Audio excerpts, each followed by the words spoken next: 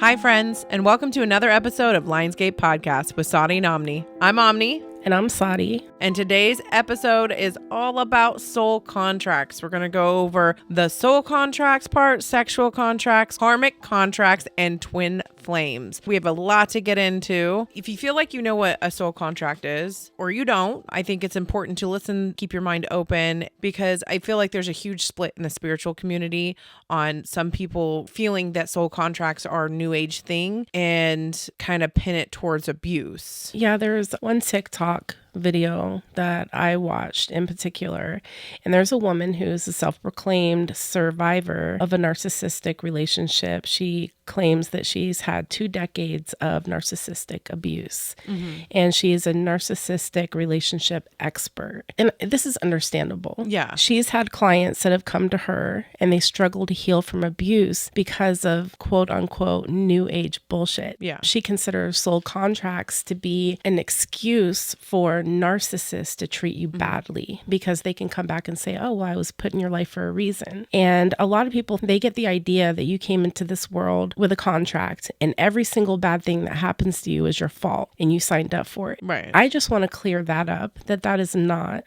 what soul contracts are about. And the same person was talking about that you don't need to experience trauma to be a good person, that you can read about trauma in a book and it will give you the same results. I disagree. I disagree. And I can understand where her concept comes from because she suffered at the hands of a narcissist for 2 decades. Yeah. In my mind, I can't say for sure. I think of it as she probably was soul contracted to deal with these narcissistic people in her life. And they steered her towards her life path, which is being a healer, to being a counselor and helping people through that. Right. I kind of look at it as, imagine being a severe drug addict and you are at your very worst, you're rock bottom and past that. You're struggling to get clean. And a doctor walks in the room that has a lot of medical experience and he says, you're going to be okay. Trust me. Yeah. You're going to get through this. And he looks at the doctor and he says, have you ever done drugs before? And the doctor's like, no, but I've read a lot about it. And he's like, you don't understand what I'm going through. Right. And so if a different doctor came in that had been where I was or even close and looked me in my eyes and said, hey, you're going to be okay because I've been where you are. And if I can do it, you can do it. I would 1,000% trust that person. Yeah, absolutely. So I'm not saying that you have to go through life and have all these terrible experiences to be able to relate or to help other people. But what we're going to be talking about today is a handful of soul contracts. And then you can decide for yourself what you think at the end of this. Yeah. So I really am a firm believer in listening to your gut, listening to your own instincts, and listening to your higher wisdom. So if we're talking about something and it's not resonating with you, maybe it doesn't mean it's not true, but it could be it's not important to your path. Right. But if we say something and it hits home and you're like, holy shit, this is exactly what I went through. And it puts it in perspective for you and you get chills and it just resonates in your whole body. Then take that because it's for you. So I just want to make that clear when we're doing these because we're all on different journeys. Yeah. And this is a very generalized explanation of these different types of soul contracts.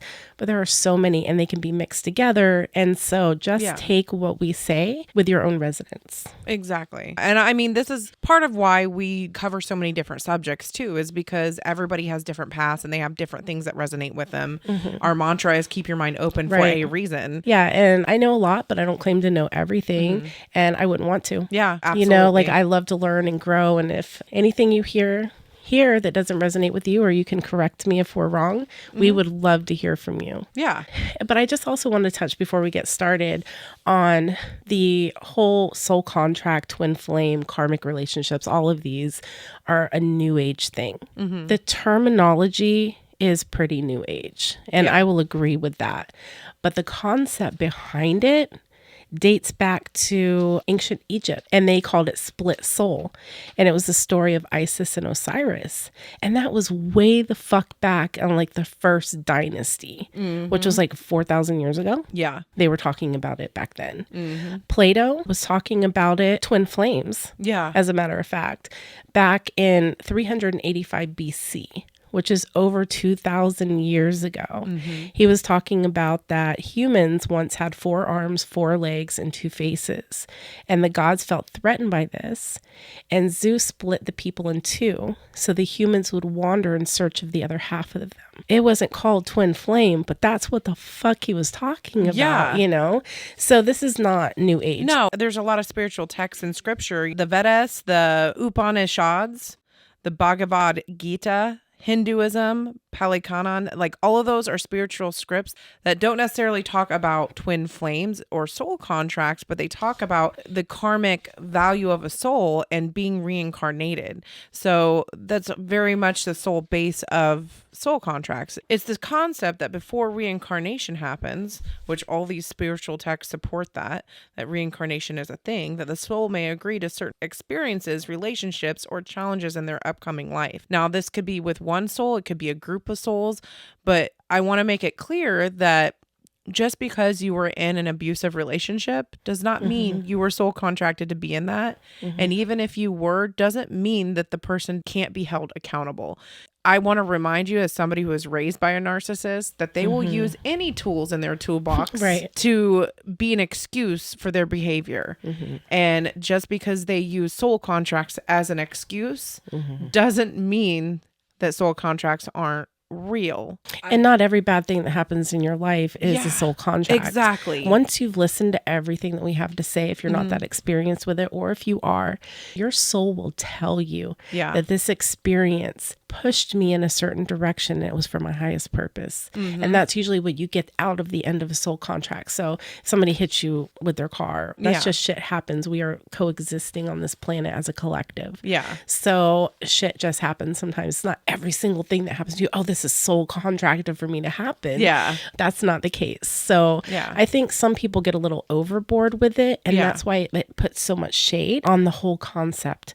So thank you for joining us today. And I hope we can clear things up or make things clear. And these are relationships that are supposed to be turning points in your life. They're catalysts. They're different chapters to a book. They're not the fine print. Yeah, I like to imagine it as, because I'm the center of the universe, of course, but I like to imagine myself as when I incarnated here with this avatar, that this is a game that I'm playing and I am playing it from my view within this character. So as the first person player. Before I came to this earth, I made contracts with other souls that were going to be playing this game with me. Some souls that you're connected with, if you're still on the right path and the right journey, sometimes they won't even come into play. Because they're like, okay, she's exactly where she's supposed to be or he's supposed to be right now.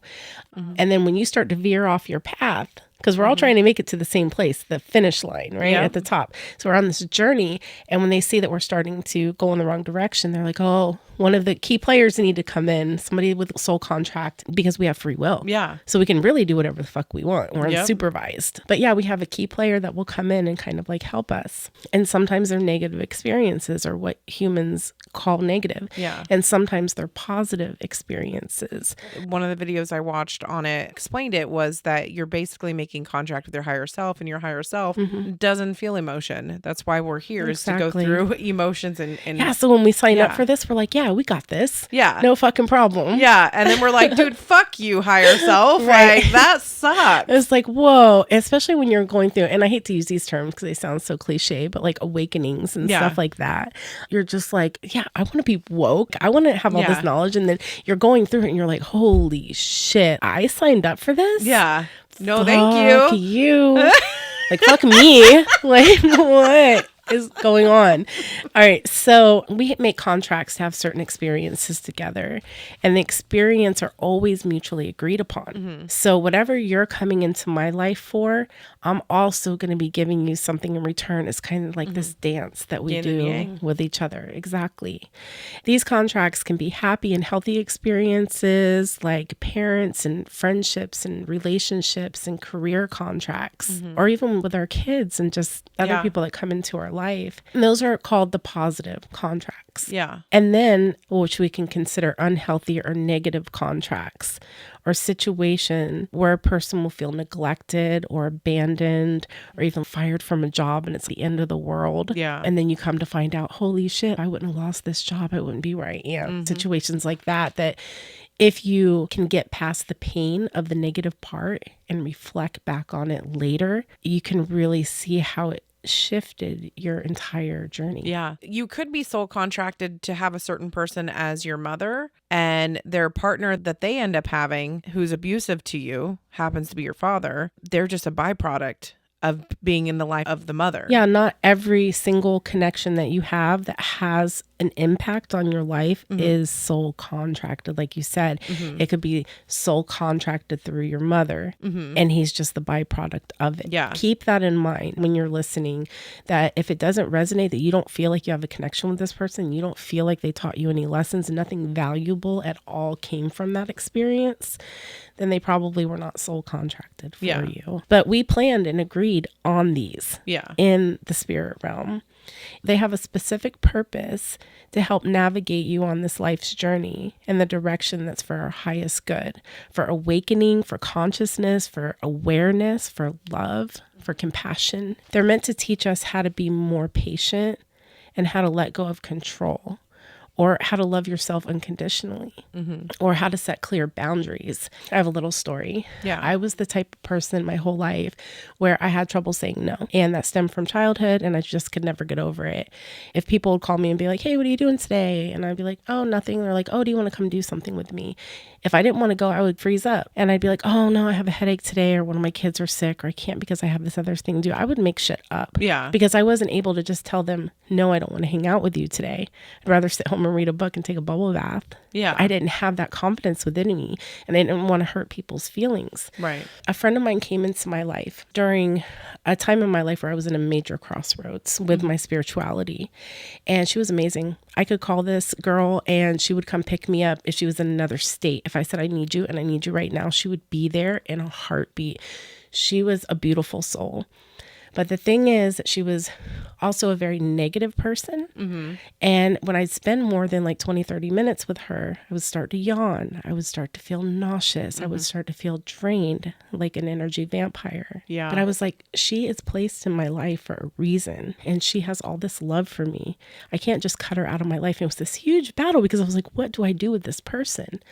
And one day I just had to sit down with her and I was like, this is going to hurt. And it's going to hurt me. But I can't have you talking negative things constantly when you're around me because it's making me sick. And I told her exactly how it was making me feel.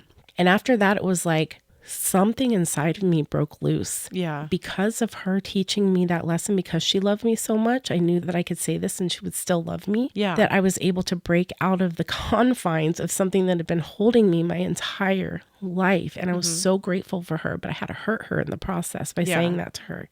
And then now to this day, it's like, I'll never lie. Just say no, or I don't like your energy, or, you know, I'm very bold on what I say now. Yeah. And I don't try to not hurt people's feelings by breaking my own boundaries. So she's helped me to set those boundaries within myself, and I'll never go back again. Yeah. And in exchange with her, nobody had ever fucking said that to her before. Yeah. She didn't know that she was doing this to people. And I'm like, yeah, watch their body language.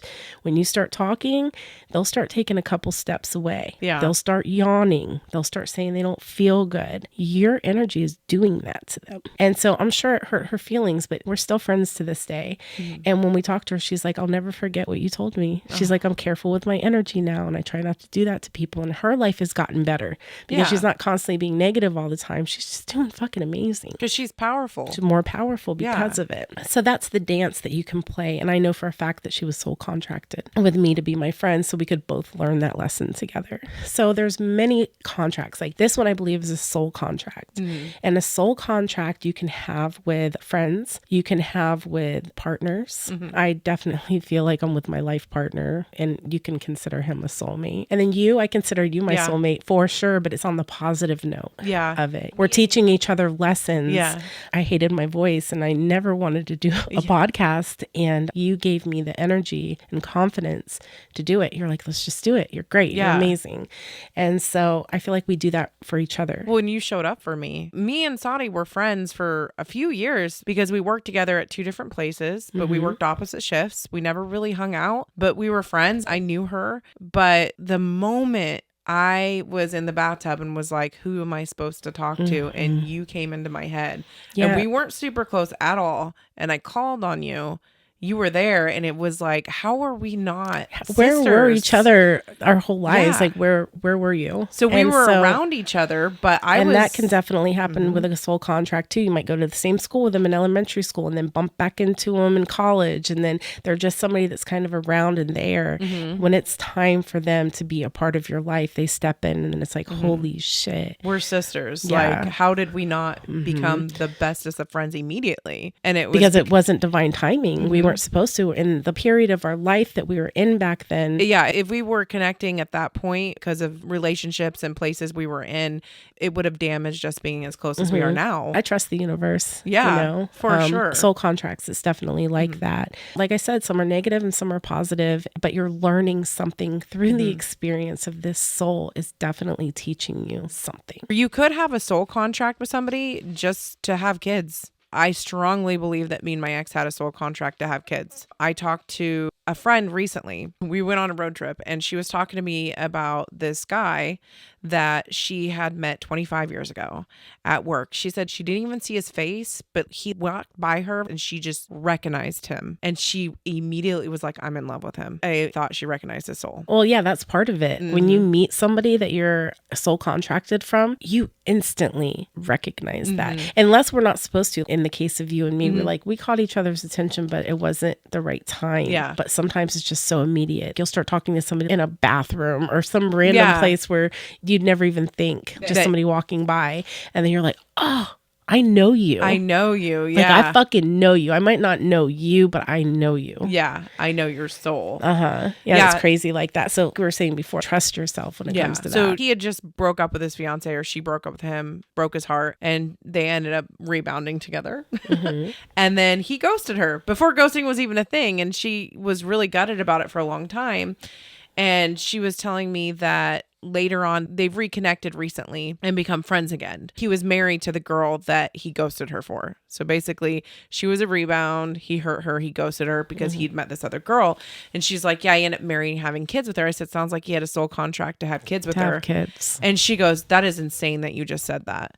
And I was like, why? And she goes, because of what I'm about to tell you next. So basically, years later, 20 years later, they reconnect and they become friends again. And he says, I'm so sorry for what I did to you. You did not deserve that. You're an amazing person. He goes, but I was really torn up when my fiance broke up with me. He's not a religious man, but he prayed, what am I supposed to do with my life? And he heard a little girl's voice say, it's okay, daddy. And the very next day he met his wife that he ended up having kids with. They're no longer together. They were definitely soul contracted to have kids together and move on. And that's fine. That's okay. All your soul contract could be is to have kids together and raise kids together and then move on. And soulmates know how to push your buttons as well. Yeah. Anyone in your life that can push a button and send you into a complete meltdown is the person who's your greatest teacher. Yeah. Because if you're not learning from somebody and you're just alike, there's no growth there. Kids. And yeah, they're teaching you that you haven't mastered yourself at this time and you haven't learned to choose peace. So these people will continue to show up over and over again in your life until the lesson's learned. And a lot of times that happens in relationships. You got out of a relationship and you're like, oh my God, I'm never going to let myself go through that again. But you haven't done any kind of work, any spiritual work, any self-growth. You didn't really learn from this relationship. So you get into another relationship and you're like, oh, this person's completely different for 5 fucking minutes. And then they end up doing the same thing to you. And they're not doing it to you. They're doing it for you on a cosmic level. This is somebody else who is soul contract that is coming through that is showing you the same lesson. I look at it as the universe itself is a patient teacher. Just because you're 50, you're taking college courses. You could be 50 still in 5th grade on a cosmic level. They don't have that no child left behind bullshit in the fucking universe. They're like, oh, you just want to stay at that level? That's okay. We'll show you a different way and we'll show you the different way. You want to know what 1 + 1 is? We'll show it to you this way. We'll show it to you with pennies. We'll show it to you with Common Core math, we'll go outside. motherfuckers. Yeah, like, we'll show you in all these different ways, but you're not going to advance until you learn the lesson. Then you can go to 6th grade or 7th grade. So you have to learn these life lessons. And I think that's why these soul contracted people come into your life to help you graduate or overstand a lesson so you can get to the next level. Right. Because who wants to fucking stay in 5th grade for the rest of their life? You're 90 years old. Yeah. Wake up. Like, fuck that. So somebody please help me if I'm stuck in 5th grade for 10 years. Yeah. Like, come and get me. Right. I will sign that contract with you. Even if it hurts me, come and help me get through this and help me to learn. Yeah. So the second thing that I wanted to talk about, and this is something that people always think about soul contracts being with other people. So you got your soulmates and your life partners and your twin flames and all those things. But what people don't really think about is that you can have soul contracts with yourself. So let me explain how that works. Past life contracts are oaths, promises, or commitments that you made to yourself that were contracted, but they're outdated now. Even though they're outdated, they're still playing a role in your life, and they're usually negative. So they usually come through as an addiction or a repetitive behavior that no matter what you do, you just can't heal from it. Say, for instance, you made a vow to yourself in a past life, and it was for a good reason. It was to protect you in some way. But now in this time, you're still holding on to it, and you're still valuing that contract that you made, and it's hurting your life path. It's hurting your journey. So say maybe you took a vow of poverty in your previous life because of a religious situation. Say you were a monk or a nun, and you're like, I'm going to take this vow of poverty. And you really stood 10 toes down on that, and you lived that life. And that was for a reason. That was for a spiritual reason within your own soul. But you believed in it so hard that you carried it through to this lifetime. And now you cannot get out of poverty mindset. You can't save any money in your bank account. You can't find a good job. You're stuck in that because you've made a vow to yourself that I will live in poverty. It's like in Practical Magic when she basically curses her whole family line. Exactly. Out of no man that her family line ever loves will live. And they'd hear the little beetle, and then their loved one would die. That shit was crazy. Yeah. So it's kind but of they the ended same up concept. breaking it. They did. And you know how they broke it? With sister love. Oh my God, I love you. Yeah. So yeah, there could be things like, I will take care of you forever. So you have this instinct to take care of somebody forever. And you put everybody else above yourself because you made that contract. And then you come into this life and you're like, fuck, man, I want to be able to take care of myself. I want to be able to be independent, and I just can't do it because I'm just taking care of everybody else and I can't stop, or I'll never love again. You have your heart broken so hard in a previous life. You're just like, I'm done with relationships. And you make this bond and almost ritual or like spell contract with yourself that you're never going to love again. And you come into this lifetime and you're like, I want to be loved, and I don't know how to do that. I can't love. Psychopath. No. Or even ones that I'll never have children again. So you could have had a lifetime where maybe you were in charge of a child that by accident or a certain situation, the child passed away, and you were so heartbroken that you were like, I don't trust myself. I will never have children again. Maybe it was on your watch when this child passed away or got sick or whatever the case may be. And you made that oath to yourself that I'll never have children. And then you come into this lifetime, you're completely different and you can't have children. Yeah. And they're like, there's nothing wrong with you. Your body is capable of having children, and you just can't have a baby. Yeah. And there's no medical reason for it. It might have been because of the oath that you made with yourself that you'd never have children again. And then there's different ones. I'll always suffer. I'll always obey authority. Things like that. I'll always serve others first. Or I'll never be a sexual being again. Because if you were sexually traumatized in more than one way, you can just completely cut yourself off from that and be like, I never want to come back as a sexual being. And then you come back and you're like having all these sexual issues. Yeah. Which if you were to do past life regression session, you would be able to find that out about yourself, right? Usually in my sessions, I can find out what traumas happened in their past life to get them to this point. And see, it's weird when I do readings, some psychics, you can go to them and say, when am I going to get married? When am I going to have a baby? My readings don't usually work like that. I deal more on a spiritual level. So I would be able to maybe do something like this and tell you why you haven't been able to get pregnant or why you haven't had a baby or what you can do to open the lines of energy for a marriage or what your blocks are and stuff. Talking about being a psychic. The next thing I wanted to talk about was your vows. So say in a previous lifetime you were a witch and you were tortured and burned and shunned because of your spiritual gifts. Like your intuitiveness. You might have made a spiritual contract with yourself to never practice any of that again. I'll never work as a healer again or use my intuition. And so you're a healer naturally. Your spirit is naturally gifted and programmed to be in that energy. And then you come back, and because you have made that vow so strong within yourself, you're not only hurting yourself, because these gifts want to be fluid, they want to be used, that you're hurting the other people around you that need you. Because that's what we came to this planet to do. We came to use our gifts, our own unique gifts, and help other people. Yeah. But what seems to be happening, especially in this day and age, is all these psychics, all these beautiful healers and spiritual beings have come to this planet, and then they're just like, I hate people. You know what I mean?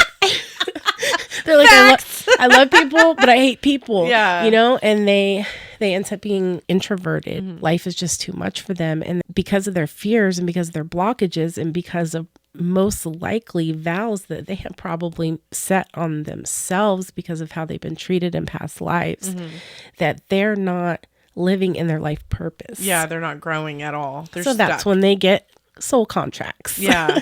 Soul contracted people to come through and maybe get them out of that. Like me forcing you to do a podcast. Exactly. We're coming to an end with this one, but basically it's when something's going on with you in your life and in the heat of the moment, you make a pact to yourself in a heightened extreme state of emotion. That's powerful. Yeah. And that can carry through lifetimes with you. And you don't even fucking remember that you did it. That's why it's really important to be aware. Yeah. That's the first thing, right? Yeah. It's just be aware that this is a possibility. So if that's reaching anybody right now and you're just like, whoa, like, I wonder if that's why I can't fill in the blank. Yeah. Then I hope this helped. Yeah. Or even look at your relationships within your lifetime so far and understand them a little bit better and then reflect and be able to grow from that. Me looking at my relationships, I'm like, okay, yeah. Which I've always came through with a general idea. And I believe I've talked about it on here before where I was like, oh, soulmates, I think those are your tribe. Those are the people that are made from the same cloth as you. If all the souls and all the time were made out of a quilt, these are the souls that were in the same piece of quilt. That's what I always kind of looked at soulmates I as. agree with that. Yeah. Before we move on to the next one, I just wanted to bring up a couple of doctors that are published and have some credentials behind them. Michael Newton, he's been a counseling psychologist and he has a master's in hypnotherapy. He has taught for more than 40 years. He has a book called Choice of Life Challenges. He talks about his clients under hypnotherapy basically go into being hypnotized, and they talk about their past lives or their life in between being rebirthed. There's another doctor called Brian Leslie Wise. He is also a hypnotherapist. He's an American psychiatrist and he's an author.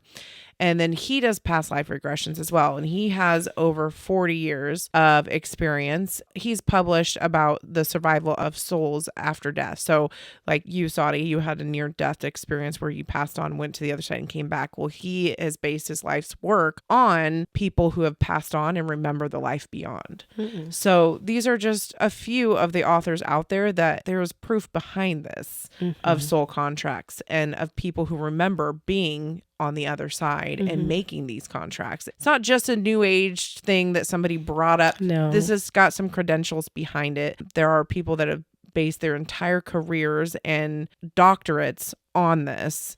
So I just wanted to put that out there. Yeah, we got proof, bitches. Yeah, bitches. You know, Omni. There's books on it. Yeah, I'm always like, let me look up some books with some credentials on this too, because right, of course. Yeah, and it's not just it's not just that, but you know, like you said, this has gone back thousands of years, 4,000 years ago. Yeah, and then, at least. Yeah, it could have gone back before then because. Well, don't get me down that road. Yeah, I was like. So the next one I want to talk about, and this just briefly, I want to talk about sexual soul contracts. Yeah, buddy. So when you have sex with someone, you are creating and signing a sexual contract in the higher realms. Intercourse is an exchange of energy. I mean, even if you think about it, you're exchanging bodily fluids. Even if you wear protection, there's still saliva and secretions and even skin cells that are rubbing off and into the others. So women need to be extra careful because they're magnetic by nature anyway. They absorb light force energy and emotions. Yeah. Not that men don't have to be careful too, but women especially. Yeah. In this lifetime, you have free will. You can go do whatever you want to. Have sex with 10 people in a night if you want to. Yeah. Like, that's none of my business. And there's no shame here, like Yeah. whatsoever. I would just like you to be aware there are things going on in the spiritual realm when you engage in sex with another person. Is there a way to cut that cord spiritually? I mean, you can, like, if you just had sex with somebody one time, you can take a spiritual bath, you can do a cord cutting ceremony. And if you've only had sex like one time with somebody or maybe twice, the cord is super thin. It'll dissolve over a few days or a few weeks. But the thing is, when you develop a cord with someone, you're attached to that person at this point. You're taking on whatever they have in them. So you're sleeping with somebody that you don't know. And then the next day you wake up and you're like, oh, I can't get out of bed. I'm depressed. I don't feel good, or I have anxiety. It's not just because the dick was bad, ladies. Exactly. It's because you signed a contract with them. And sex is very powerful. We did a whole episode on sex magic, right? And how powerful the orgasm is. And throughout history, they have used sex as a very powerful tool in the astral realm. Okay, so what if you were in a 5-year relationship with a narcissist and you've obviously had sex lots and you're trying to cut your energy from that person? Because I think sex is a big part of it then at that point. It really is. This narcissist probably has cords all over you at this point. Yeah. To answer your question, if you're just fresh out of a very abusive, say 5-year narcissistic relationship and you don't know what you're doing, I would say seek out the help of someone who is very knowledgeable about something like this, somebody that you can trust. You know, in the meantime, of course, you're going to be doing your self-love and your self-healing. I sell a bath product that you can go to SACREDFLAME.LOVE and order it there. It's only $25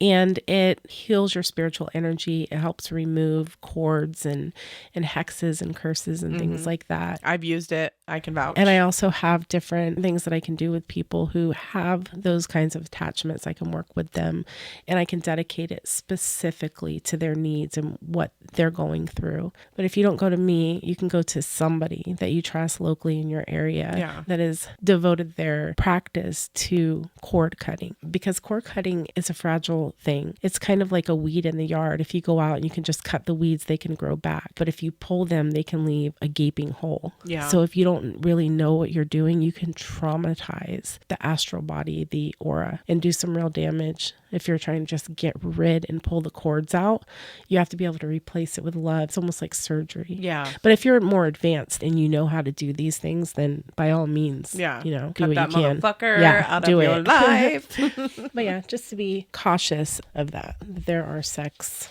contracts as Yeah. well. I want to talk about karmic relationships before I talk about twin flame relationships, because I feel like you should understand what a karmic relationship is. Yeah. A lot of people confuse karmic relationships with twin flame relationships. I can see just by thinking about it why that is. You can pick a soulmate as your life partner. And they're generally somebody who, yes, they teach you lessons along the way, but you have contracted to spend your life with this person, or at least a number of years with this person. And they're, I don't want to say easy, because everybody has their problems in their relationships, but it's not constant chaos. Yeah. Like the karmic, or some things that we can get into with the twin flame. A karmic relationship, they're usually formed with souls who have known us in past lives and still have unresolved issues with. They're created to teach us major life lessons or settle a karmic debt. Usually when you meet a karmic relationship, you feel this instant connection. Like within days, you can feel like you've known them your whole life. Karmic relationships start off feeling like you just met the other part of your soul. It just gives you that feeling like, where have you been my whole fucking life? Yeah. And I love you. These types of relationships is really easy to start love bombing right away. Yeah. And feeling just this soul connection, and it's mutual. Yeah. Because you're both contracted towards each other. So you have known each other in previous lifetimes. So the energy pull is super strong. Yeah. The thing about this one is it usually turns unhealthy pretty quick. They seem to be like really toxic. They can affect your mental health pretty quick as well. And then it can even turn physically abusive in a lot of the circumstances. If it's karmic, how does that connect? So When you mean karma, like Getting into a relationship with somebody who's a karmic can help clear past life karma. okay, heard. It goes in stages as well. So you first meet this person, it's just like, oh my God, where have you been my whole life? You're perfect. You're my other half. You complete me. I've never felt like this around anybody ever. And then the person that you thought was perfect starts causing you to be stressed out and unhappy fairly quickly. So it's like love at first sight, pretty much inseparable too. It's not uncommon for you to know each other for 2 weeks and move in with each other or get married in Vegas or something like that with a karmic. But they mimic a twin flame relationship very closely. And that's why I want to do this one first and then get into the twin flame. Yeah. Because they mirror you kind of in the same way. And it's like a roller coaster with this person. You have these extreme highs with this person and then you have these extreme lows. Like a roller coaster. Nothing's ever in between. It's not like you can just have a normal fucking day. Yeah. It has to be a day just filled with adventure and love and passion, or it's a day where you're just on each other's nerves and fighting and stuff like that. Yeah. Them causing you to have panic attacks. Yeah. And you do it to each other as well because it's a karmic relationship. So you're both starting to become toxic within this. Pretty quickly, things start to feel like it's not right. You just get this feeling of, I don't think I'm in the right relationship, questioning the relationship. And then red flags start to come up, but you're overlooking the red flags because you're so blinded by this connection that you have with this person that you've never felt this way about a person. They just get you on a level that nobody has ever been able to even touch the surface of. It's an amazing feeling when you meet a karmic at first. It's like a relationship with drugs almost. Yeah, you get addicted to it, codependent and all that stuff. So there's lots of drama, there's lots of arguing, there's lots of gaslighting, temper tantrums on one side or the other. It turns into this full-blown toxic ass fucking relationship where you're like, I hate you, but I love you. You know what I mean? Like you hate and love this person so passionately. I love that you almost have a like, southern accent. I hate you, but I love you. Break out in song. Yeah. So they become addicted. Yeah. You're addicted to each other. So you start to stop focusing on the important parts of your life. And the relationship, it just totally consumes you. Nothing else is important in your life. But you had that instant connection. So you're confused in the relationship and it keeps drawing you back like a moth to a flame. You just keep coming back to it. And then it's codependency like you've never felt before. You know that you should probably get out, but you can end up staying for like years in this fucking relationship. And you're like, this isn't healthy, but I can't leave. And then they push our boundaries. Even though this relationship is really hard, they cross these boundaries and they cause us to be strong. We don't have a fucking choice. We know that this is unhealthy and we have to get out of it and we have to be fucking strong even if we're shaking. And a karmic relationship is so repetitive because sometimes you'll get out of it and then you end up getting right fucking back into it too. So you're like strong, you're almost out of it and then you get sucked back into it. So that happens a lot with karmic relationships. And people are like, well, this is my twin flame. This is my soulmate. This is my soul connection. I love them like I've never loved anybody else before. No, this is a fucking karmic relationship. The soulmate relationship, you might have arguments, but it's nothing like this. This gets incredibly toxic. Yeah. That's kind of how you know that it's not Right. the good ones. Yeah. And it's like you have the same fight over and over again. So you're trying to communicate with this person and they're just not understanding what the fuck you're saying to them. And because they get frustrated with what you're trying to say or get a point across or try to have a boundary or something like that, then they get mad at you and you end up getting into another fight or you start fighting about a fight that you had like 5 months ago. Yeah. And it just keeps coming back up. Yeah. And that's a big red flag that you're in a karmic relationship because you just can't understand each other. This person supposedly knows you better than anybody on the face of the earth and has this contract with you. Yet they can't carry on a 5-minute fucking conversation without it turning into a fight. Yeah. When it's something serious. Right. But again, you pick this soul contract. It is going to be painful. You have to get to the point like a baby crawling. That's what it reminds me of. And a baby's first learning how to crawl and is sitting there and it's kicking and it's screaming and it's crying and it has to get that anger and that frustration to give it strength to crawl. Yeah. So you have to get to that point of buildup of frustration to where it gives you that strength to be like, I'm fucking out of here. And then you start getting to the point where you're like, I'm so exhausted. It feels better when they're not there. So when they're out for the day, you're like, oh, I finally got to spend some time with my kids, or oh, I finally got to go out with my friends and have lunch or something like that, because they've been all consuming of everything. Yeah. That it feels good when they're gone. And then you're just like mentally, emotionally, spiritually tired. Yeah. So drained that even if you wanted to leave the relationship, you're like, I don't have the strength. I feel drained all the time. I'm tired. I'd rather go take a nap. And they bring out the worst side of you. Yeah. And that's another thing, because you start to not even fucking recognize yourself anymore. You're screaming, you're yelling, you're acting in a certain way, and it's out of your character. Yeah. And they're saying, wow, you're crazy. And you're like, you made me this way. Yeah. Because I look in the mirror right now and I don't even fucking recognize myself right now. I don't even know who I am. That's fucking sad. Yeah. So the hardest part in the karmic relationship is letting it go. Once you're out of it and time goes by, you're like, why the fuck did I That's disgusting. Like, Yeah. you look back on a karmic relationship and you're like, What was I thinking? Yep.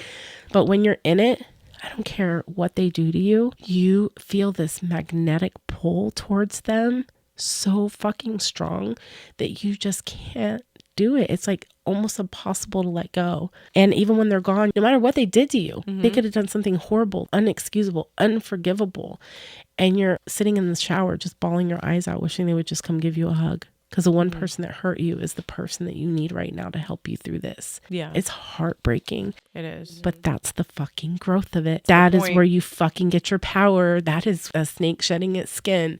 The moment that you let go, really let go, is where you find your power. I've been through one of those, and I will say that was 100% my turning point of growing. The point of the whole thing is that you have to take what you've learned, and then you have to move on and find the person that you're actually supposed to be with. The person that is your true love. But you have to start loving yourself first. And that's where we go wrong. Sometimes we get out of a karmic relationship, and sometimes we jump into another karmic relationship and another karmic relationship. So that's where we go back to, if you really haven't learned the lesson and you haven't allowed yourself to fully heal and say, oh, okay, I see why this happened to me, and get to the point where you're even in gratitude for it. Yeah. We're like, fuck, man, thank you for showing me that. Right. You're a dick for that. But thank you. But thanks. Yeah, because I wouldn't be who I am if you wouldn't have done that. If we Yeah. wouldn't have had that exchange of energy. Yeah. They sign this karmic contract with you. They don't leave feeling great about themselves. They've learned something from the experience as well. You both have. They'll fake being happy, but they're not. Well, yeah. And we do too. Yeah. Yep. Let's post a pic on fucking Instagram with a big smile on our face, like we're having a great time. And Yeah. 5 seconds later, we're crying. Yeah. You know what I Yep. mean? So don't believe everything you see on The internet. Yeah. And so what you do after those situations, instead of the unhealthy way, is to just jump into another. And we've been told that. I used to get told that by my friends when I was younger. It's like, best way to get over somebody is get under somebody else. You know what I'm saying?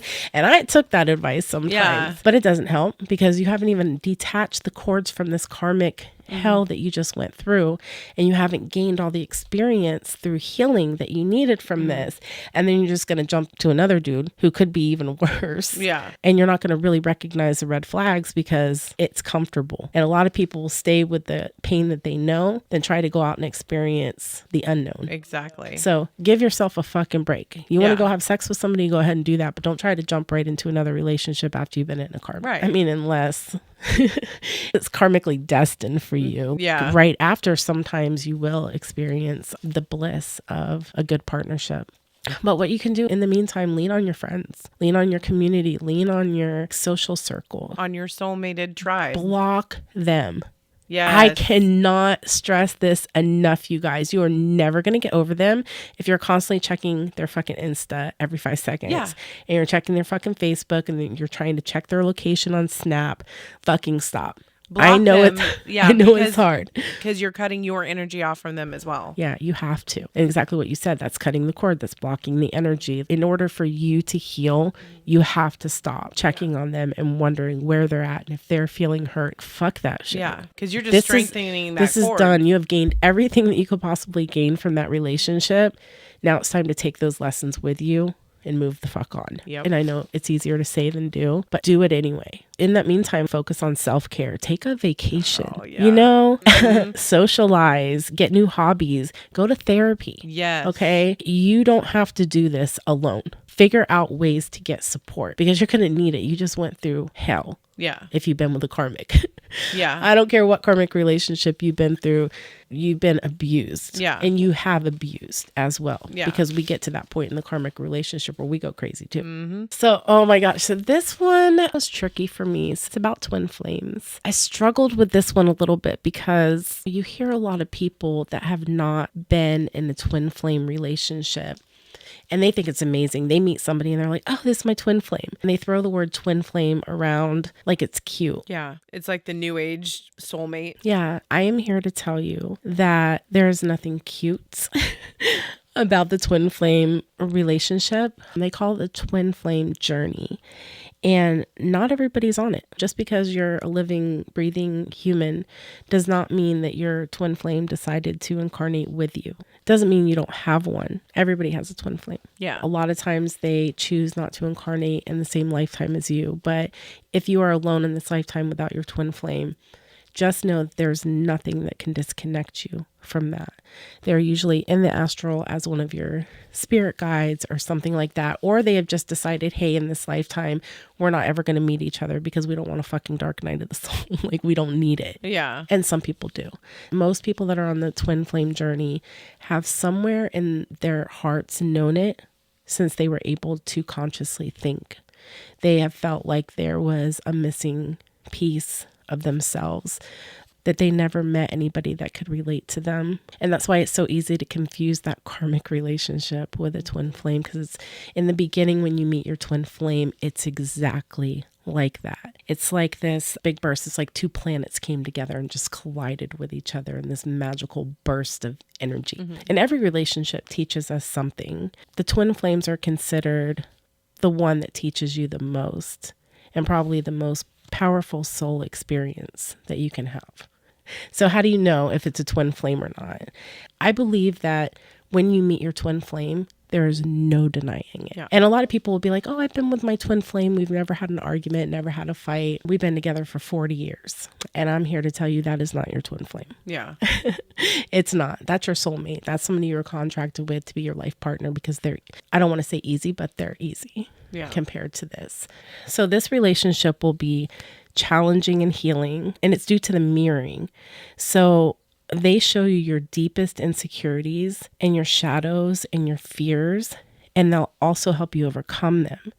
And at first you'll feel like they complete you. Mm-hmm. And when all is said and done, you'll realize that you're whole on your own. Mm-hmm. From beginning to end on this journey, it starts off as a feeling with this person that I am finally complete. I'm home. Yeah. Instantly recognize this person. Mm-hmm. And there's an attraction. As soon as you get together, two magnets just slam together. And it's like, oh, you're supposed to be with me. This is perfect. You go through similar beginning stages of the karmic. You just complete each other like yin and yang. And it's crazy when you first meet your twin flame, time stands still. Nothing in this world matters except for them. You're on this mission to expand. I talk about school all the time and grade levels. When you come into your twin flame's life, you could be high school within days. Okay, now I'm in 9th grade. Now I'm in 10th grade. Now I'm in 11th grade. It feels like you're just leveling up. Yeah. And you start doing crazy shit together. Every single twin flame that I've ever met, true twin flames, they start challenging each other spiritually. Mm. Say you meditate by yourself every day, and then you have your twin flame with you for the first time and you meditate. You're leaving this dimension. You're remembering past lives together. You're connecting telepathically with this person. You could be in a crowded building with 300 people in there, and they could glance at you from across the room, and you can feel it. You glance back at them and have a whole conversation without opening your mouth. It's the most intense, crazy mind fuck that you can even imagine.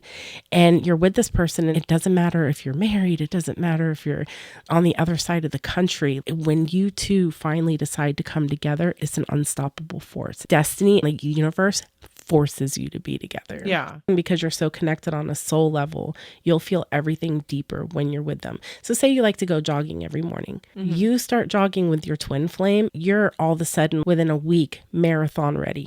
It amplifies everything that you already are within yourself. People don't understand it. Yeah. People see you with your twin flame, they're like, what the fuck are you doing? Right. You are a completely fucking different person right now. Yeah. You do change, but I feel like they're forcing you to change into into the person that you were supposed to be in the first place without all that damage. So it like knocks off like years of shadow work. Yes. And so you just become the most powerful version of yourself. Yeah. But at the same time, usually twin flames don't make it a year. Yeah. Because after like 4 months of this, where everything is just one lesson after another lesson, and you're just expanding and growing and evolving, every fucking day is an adventure. You go to sleep and you're like, there's no way we can top that day. We can't top yesterday. I can't wait to fucking see what we do tomorrow. And tomorrow is just as incredible. Right. When you challenge each other and start doing all these things, you can only stay high like that for so long. And that's why I say, and I'm not trying to tell anybody that they don't know what they're talking about, but I don't think that anybody can maintain that sort of frequency and just stay married for 40 years. Right. No arguments, no problems whatsoever, because what ends up happening is you're mirroring each other. And you're so connected on this soul level, you start mirroring the insecurities after a certain period of time. And those are magnified and those are amplified. I gotcha. And so you start questioning yourself, wow, this is the craziest experience I've ever had with another human being. And then your insecurities start to expand. I mean, even to the foods that you eat, you just start craving like healthy foods. And I thought you were going to say Burger King. Oh, fuck Burger King. Like, you'll throw up if you eat Burger King because you're vibrating so fucking high.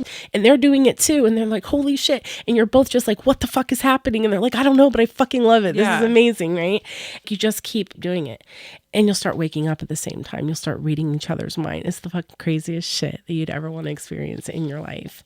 You can start entering each other's dreams at that point. Oh. So if you're sleeping together for more than a couple months with your twin flame, you will be inside their dreams and they'll be inside yours. You'll wake up at the same time and be like, oh my God, I had this dream. They're like, yeah, I know, I was there. That's crazy. It's fucking crazy. And it raises you to such a high vibration that it feels like you're in between worlds. Yeah. You're somewhere in between the third and fourth dimension at all times. Since you're at such a high frequency for so long, do you ever reach like burnout? Well, see, that's, I think, what happens during separation. That's exactly what happens. So the bond is incredible and it does mimic the karmic, but it's so much more elevated than that. And then there comes a time where I do think it's the burnout. You're vibing so high for so long and then you start mirroring each other's insecurities. And then you start thinking, well, maybe this isn't what I think it is. And usually with twin flames, both of them, or at least one of them, will be like, I think we're in a twin flame relationship. Twin flame will start coming up. Like, you'll start seeing like repeated numbers. Twin flame will just come into your consciousness. Yeah. Some way, somehow it will come through. And then the other person will be like, holy shit, we're every single one of these things. Yeah. But every time they get to the breakup stage, or they're like, I can't imagine myself without you. No way that we're going to break up. That's for all those other twin flames. We're not going through that process, right? But you will. And so you have this energetic and psychic connection with this person. After a few months or so, the core wounds start emerging. And these challenges are reflections of the soul work that you both need to do on your own. It's not about improving the relationship at that point, but improving yourself. Okay. And it is really fucking hard to wrap your human mind around that. Right, because you're the same soul, essentially. There's no way. I found you now. You're not going anywhere. You can't leave. You've had this big connection and you can't stay in that vibration. The whole point of this relationship is for you to become whole on your own. Because if you're already whole, you wouldn't have met your twin flame in this lifetime. Yeah. You needed them to come through and elevate you. Yeah. Do this accelerated spiritual course. The next step is the test. So you start to dive deep into your shadow and all your insecurities start coming up and you'll start to question if this attachment is really a twin flame or maybe it's a karmic, because it kind of starts mimicking each other at that point. And that's where it gets very confusing. And that's where jealousy starts to come in, different things like that. You start to get really controlling over this person, or they're getting controlling over you. And you're like, wait a minute, we have a bond that can't be broken. We're twin flames. Why are we having these feelings? Then it comes to the part where it's called runner chaser. Right. So at some point, somebody leaves. Not all the time, but usually it's the masculine that runs, because the female is the one that has to hold space for their divine masculine partner in most cases. It's one of the most painful things you can ever go through, because you finally like, I found my person that I've been longing for my entire life. How could they just leave me here? And it makes you go crazy too, because a lot of times when your twin leaves you, you start acting ways that you've never acted before. Right. You could be one of those persons that I've never chased anybody. Somebody wants to leave my life, there's the fucking door. Right. But when your twin leaves, you'll drop to your knees. You'll beg them, please don't leave me, because you feel like your own soul is being ripped from your body. It kind of is. Right. But then there comes the surrender. So at that point, when they turn their back on you, you have no choice but to heal. And usually it's pretty brutal healing process. Go through these different stages, kind of like with the karmic or somebody that you really, really love. It almost feels like a death. You go through the stages of death within your own mind. A lot of people talk about how they're still like, is this my twin flame or was this a karmic relationship? Right. And then the universe will not let them leave your mind. They're like a splinter inside of your brain. Weeks go by. You can mourn. You can be heartbroken for a couple weeks, a couple months go by. And you're like, fuck, I'm still thinking about this person every 5 seconds. This is bullshit. It's starting to get on my nerves because I'm healing. Right. I'm doing shadow work. I am dating somebody else right now. I'm doing everything right. And it's still this program running in the back of your brain. And you're like, am I fucking going crazy? Right. Is this what stalkers go through? Like, am I fucking really burned into your brain? Once you've met them and you've set that connection, it never goes away. I heard a story that this girl was telling me that she was just doing great, just driving down the road one day, a year later, and a song came on. And of course, he came into her mind like he did all the time. And she had to pull the car over and scream like, fucking stop. Because she's just so fucking over it. Yeah. I don't want to be on this fucking twin flame journey anymore. Yeah. I don't want to fucking think about him. I don't want to be on this ride no more. All. Like, let me the fuck off. Yeah. So when you talk about, I want to meet my twin flame, this is going to be fun. No. I'm here to tell you, baby, it's not fun, but it's necessary for some people because it teaches you more than any other kind of relationship could teach you. It teaches you unconditional love for yourself, and it forces you to become whole by yourself. There's like no time limit too when it comes to the whole twin flame thing. It depends on how fast your spiritual growth is and how fast you heal. But as you start to heal, the faster you heal, the more you draw the runner in. I don't chase, I attract. Yeah. So once you start working on yourself, energetically, somehow they can feel it. And they're like, okay, she's not chasing me anymore. He's not chasing me anymore. Now it's this energetic dance you're playing in between. So it's kind of like a push and pull. And so here they come. All of a sudden you're unblocked and they say something to you. You might even have a little couple conversations and they fucking block you again. And then you're like, well, fuck this shit. And you talk and then you end up blocking them. So then you're the runner. Yeah. And it's this little game that you play back and forth with each other until you're in the right space. And a lot of people hold on to, are we ever going to be back together? Are me and my twin flame ever going to get back together? You get to a point in your healing where you're just, we already are together. We're together in the astral since the beginning of creation. And we'll be together until the end of creation. And this lifetime is a blink. I'm just going to unconditionally love them wherever they are and vice versa. And once you come to that point, I feel like that's union. Makes sense. You're above anything physical or anything on this earthly plane. You're so connected in the spirit realm that you don't need to physically be together. If you want to, you could. Yeah. But why not experience other things? You already went through that. When you know that you're connected to them, there's nothing that can damage that. Right. Except for another lesson maybe. But why not just be with somebody who's fucking comfortable? Yeah. And your true life partner that is not a fucking crazy, wild roller coaster ride of learning lessons. Right. Somebody you can namaste with. Namaste. You know, you always have that twin because they're going to be there once you get into that base of union. Yeah. But nobody says you have to be together. Yeah. But if that's what gets you through the night when you're crying and you can't get them out of your brain and you're freaking out, if it makes you feel better, when you heal, you could be with them. You have to heal first and you have to fix yourself. And then once you get to that point, you both have to heal, evolve. right? Yeah. That's the trick. Like I've read up on twin flames and all that, but I've never thought about, we are together on the astral. Yeah. And you'll still dream about them forever. And you'll still have that spiritual connection that doesn't go away. But you just have to get past the part where it's driving you fucking crazy. Right. You're trying to heal. Why are they fucking... Don't. Right. Just leave me the fuck alone. You want to block me on Facebook? Block me in your energetic system as well because I'm trying to heal over here. Right. And vice versa. That's a cord you cannot cut. Because within yourself. Yeah. It's fucked up. Don't do the journey. Yeah. Don't do it. But do it. Experience the third dimension.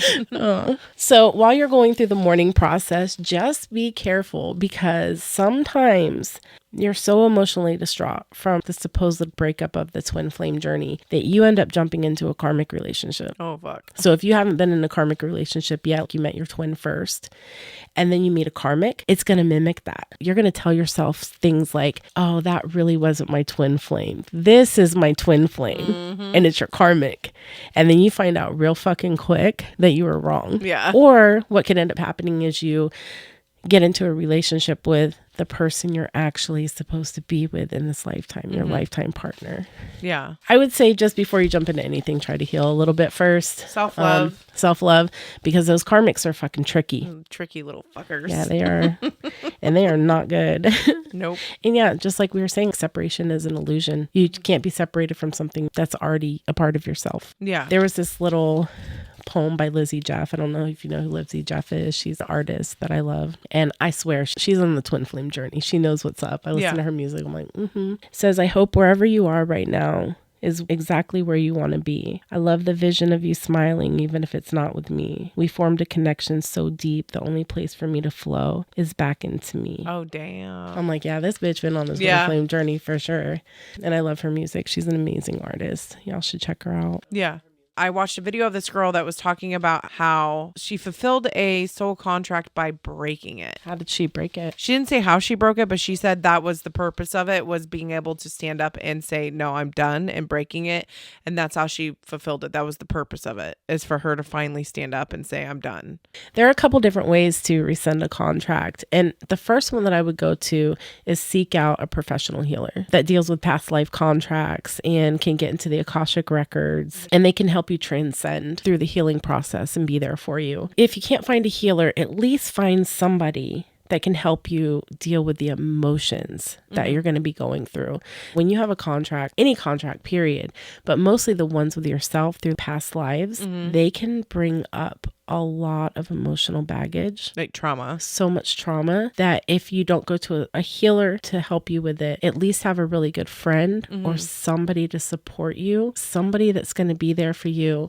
It's like doing shadow work, or have a counselor, but have somebody that can be there for you to help unpack that baggage that gets pulled up, right? Because you're not just pulling it up from this lifetime, you're uprooting it from a previous lifetime. Right. But if you've been doing a lot of spiritual work yourself, if you're in the craft, or you work a lot with tarot or angels or deities or gods or goddesses, you can call on them. And you should be empowered to do things on your own like this. If you're new to the game, I would say get help. If you've been in it for a while and you do work with deities and gods and goddesses, I would say just go for it. You can do it. Yeah. You're powerful. So what would be a good indicator of something you should break? Well, usually with the karmic, there's not a lot that has to be done, because once you're done with them, that relationship dissolves. We've talked about generational curses are kind of a form of a contract, right? That's true. So when you break And I just those, recently found that you can be in your own family line. So you can be your own great-great-grandma. just reincarnating into the same line because you're not learning the lesson. Not learning the lesson, or for some reason thinking that you need to come back into the line to heal something. Oh, okay. Or for whatever reason, there could be a multitude, infinity amount of reasons to come back. But sometimes souls travel within the same family through lots of lifetimes. Yeah. Like your grandma could come back as your daughter. I've heard that before, yeah. So you're right. So breaking family curses and family lines could help to break contracts, especially if you've run in your own family line before. But if not, it's the knowledge of knowing. Yeah. I remember making a vow to myself that I was always going to live in poverty. And once you recognize that and you acknowledge it, you can go in and break it pretty easily. Yeah. Because it is an old curse. And so you're living here in the third dimension in this lifetime. So what's going on with you now is way more important. You can break those contracts of poverty. That's amazing. If you have a soul contract with somebody in your lifetime that's supposed to teach you a lesson, or like you said, teach you to set boundaries. And you fulfilled that by saying, oh, yeah. And then you can break the contract so it doesn't keep repetitively happening again. Yeah. Because sometimes the contract resolves itself once you've learned the lesson. That's in general what happens. Yeah. It's a universal lesson that, okay, this contract has served its purpose and we're done with it. But if you think you're done and the universe doesn't think you're done, you can still rescind the contract because you're tapping out at that point. Yeah. You've been through 9 rounds and you might not have gotten completely the lesson Yeah. from what this contract's been trying to tell you, but you've had the same boyfriend over and over again in different bodies 9 different times. Yeah. You're like, I get the gist of it. Yeah. And I'm going to tap out. Yeah. I want to rescind the contract because I don't want to learn that experience anymore, or to the fullest extent that my astral body thought that I could tolerate. That your because I higher just self. can't. Because if I go through this again, I'm not going to be here. I just won't be able to make it. So you can also do that. I kind of wondered, do you remember when you did that reading for my coworker and her mom was in an astral womb? Oh my God. Yes. I do remember that. She was like in an incubator. Yeah. So this woman was probably in her 40s Mm-hmm. and her mom had passed away. I couldn't contact her soul because she was being nurtured by her astral mother and father, and they were re-incubating her. To repair the damage done on her soul. Yeah. Do you think maybe that damage was done because she didn't tap out from her contract? Yeah. That's what made me think of it. Mm-hmm. She just got beat to death by those contracts. Mm-hmm. And so by the time she got into the astral, she couldn't reincarnate again. She needed to do some healing first, and she needed to be remothered and parented. Mm-hmm. That was crazy. Yeah. I remember that when I was like, what the fuck? Yeah, I didn't know that was possible. Yeah, you're like, that changed my whole life. Yeah. That's amazing. See, we're soul contracted because every time I send you to somebody, you change their true. life and then they change yours. I feel like I'm like that with just about every reading that I do, because when I'm meeting a person for a reading, I'm meeting their spirit guides, I'm meeting their higher self, and I'm learning lessons every time. Yeah. And I'll get chills with them. If I'm giving you a reading, I'm going to cry with you if something's sad. I'm going to laugh with you. I'm going to get chills with you because I'm learning this information as you're learning it. Yeah. As it's coming out of my mouth, it's being channeled through me, and we're both hearing it at the same time. And I'm learning, and I'm like, what did I just say? What did you just say? Like, holy shit. I didn't know that. I love it. Yeah. I'm always continuously learning. Yeah. Keep your mind open. Keep your mind open. Namaste. You want to namaste a while? Oh my God. But I'm so glad we did this one. Me too. I know there was a few soul contracts that we didn't really tap into, but I feel like this gave a general idea. Yeah, I think it tackled the subject with knowledge and experience behind it, and hopefully cleared up a few confusions circulating about soul contract at this time. That wraps up this episode. Reminder to keep your minds open. And namaste.